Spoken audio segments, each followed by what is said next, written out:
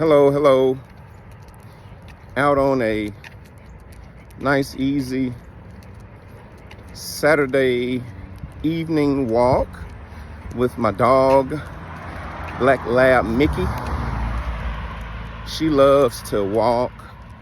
I think that she thinks that the walk is her walk. I don't think she realizes that I'm getting my exercise in and getting my steps in, and she's walking with me.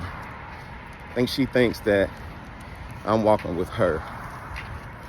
But I wanted to take a minute to talk to you a little bit about physical activity. It jumped on my mind because I am engaging currently in physical activity. I don't know if you know it or not, but the recommendation for physical activity, or the amount of physical activity, varies based off of what you're trying to accomplish. And I'm walking on a sidewalk alongside a very busy stretch of highway, so excuse the background noise. But the amount of physical activity that you should engage in varies based off of the goals you're trying to accomplish.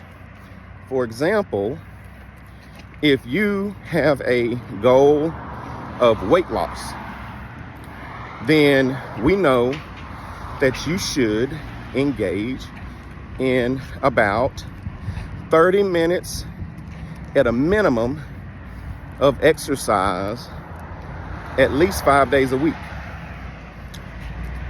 And the exercise should be of moderate intensity. It should get your heart rate up, and everyone's target heart rate is different based off of your age and your sex. It can vary, but it should be intense enough to get your heart rate up at a sustained recommended rate. So a minimum. And then the question is, what kind of exercise should you do? I'm glad you asked. Sometimes we make this too complicated. And when we think about exercise as being something complicated, it is a barrier. We put up or create barriers for ourselves when it comes to exercise. And there's a phrase that I want you to remember, and we should use it as a refrain. And that phrase is, no excuses, just move, y'all. So, in short, doesn't matter as long as it's moderate intensity. If you have good walking space in your area, neighborhood that's quiet and safe, maybe with sidewalks, use that. If you have a walking trail near your house, use that. If you have a treadmill, take those clothes off of the treadmill, dust it off, plug it in, and use that. If you have a Peloton, oh Lord, you better use it, because you are paying a premium for that thing. So what if you have none of that? What if you don't have safe walking space in your neighborhood? Maybe there's no sidewalks. Maybe the neighborhood isn't safe. Maybe you don't have walking trails near where you live. You don't have a treadmill. You can't afford a Peloton. What can you do? Well, I'm glad you asked. You can exercise in your bedroom, in your kitchen, in your living room, in your garage, on your front porch, Anywhere you have space to move around, just move. You can go on YouTube and you can search exercises that you can do in the home. And there are exercises that you can do. You don't need equipment. All you need is space, a mat. If you don't have a mat, get a sheet, or, well, not a sheet because it may be slippery on the floor, but something soft, and use it. YouTube is free. Those videos are free. Doesn't have to cost you anything. You can't afford a gym membership, that's okay. If you're looking at me, you have a device that you can use to get some good recorded guided exercises. So, moderate intensity exercise, 30 minutes, at least 5 days a week. That's about 150 minutes per week minimum. All right. Now, the next thing is if you have not done any exercise in a while, and you have been what we would call sedentary, meaning like a couch potato, 30 minutes, 5 times a week seems very daunting and it's intimidating. You don't have to start there. We crawl before we walk. So I want you to pick 3 days out of the week, and let's start with 10 minutes. Now, you say, well, what good is that going to do? Well, first of all, it's more than you were doing, right? Second of all, it's about establishing habits. In order for you to get out of the habit of not exercising and being a sedentary couch potato, you have to break that habit by habit renewal.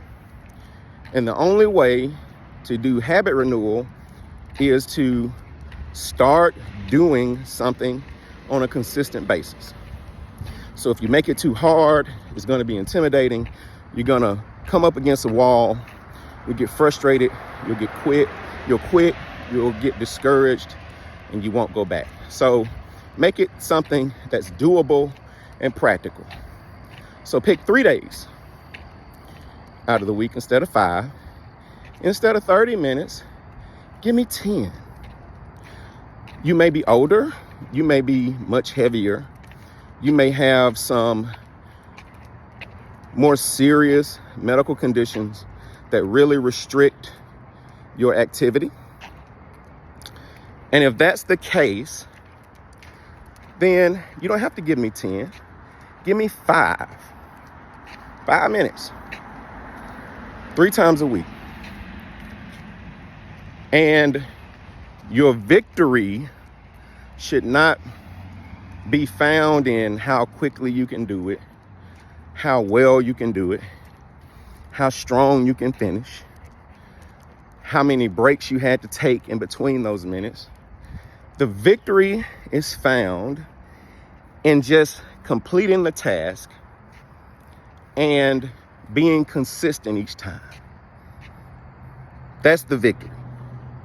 Even if you have to get up, put your tennis shoes on, stretch, and walk out the door, and that's all you can muster up the strength and motivation to do, do that, and do it consistently for however many days per week that you committed to do it. That's it, y'all. If you do that every week for at least 4 weeks, What science tells us is that it becomes more of a habit, right? And it's a good habit. So we talked about moderate intensity exercise as it relates to weight loss. And we really talked about just kind of moving, walking, jogging, running, jumping jacks. But what about strength training and resistance training? Is that important when it comes to weight loss? Absolutely. Absolutely. So you should incorporate at least 3 times a week something that activates your muscles. Could be weights, free weights. It could be the machine guided weights. Doesn't have to be. It could be bands, resistant bands. Doesn't have to be. It could just be your own body weight. Push-ups, sit-ups. Even if you can't do those, again, go to this free YouTube and search core training, muscle training, resistance training using body weight. Search chair exercises, and you will find that there are many things that you can do right there in your home. So what if you're not trying to lose weight? What if you just want to maintain, stay in shape, or get in shape, focus on your cardiovascular health? Then you need to be exercising at least 3 times per week at a minimum. Same number of minimal minutes, at least 30 minutes. All right? So as you can tell, it's getting darker and I'm almost back to my home.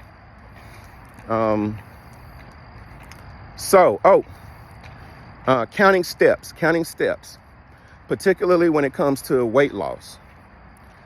Again, what we know is that in order to have movement really cause you to lose weight by burning sufficient calories, you need to have a goal of at least 10,000 steps per day. How do I count my steps? Well, a lot of watches today, Apple Watches, Fitbit, and some Fitbits are very inexpensive. Some are very expensive. But Apple Watches, I'm gonna stay here because we got some good light. Fitbit, a lot of your mobile devices have applications that count steps already built into them, or if they don't, there are free applications that will count your steps. One of those applications is called MyFitnessPal. MyFitnessPal. That's all I got, y'all. I have about another quarter mile up the hill, so I'm gonna finish that out and try to take me up on that challenge, try to take me up on that refrain. Let's be healthier. A healthier you is just one decision, one movement away. Dr. Hernando Carter, board certified internal medicine physician, primary care extraordinaire, saying no excuses. Let's move, y'all. Peace.